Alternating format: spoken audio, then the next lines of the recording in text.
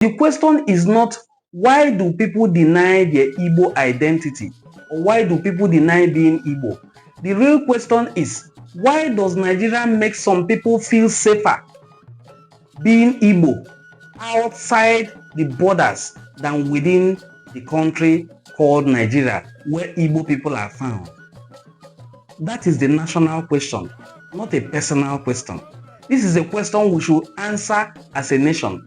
Why do people feel safer to identify as Igbo when they leave the shores of Nigeria than when they are within the shores of Nigeria? If truly the Igbo people are Nigerians or we are accepted as an entity in Nigeria, why do people feel unsafe identifying as Igbo when they are in Nigeria, but feel safe to do so when they find themselves outside the shores of Nigeria?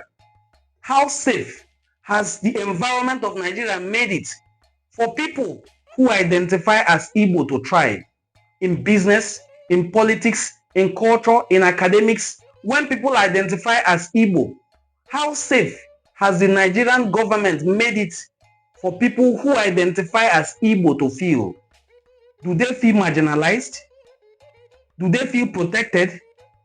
Because the average Igbo man is always stereotyped and wrongly judged. We are overambitious. We are money lovers. We are greedy. We want to dominate everywhere. We want to take over their land. Those kind of stereotypes. And then the Igbo man, everyone becomes careful or cautious of the Igbo man.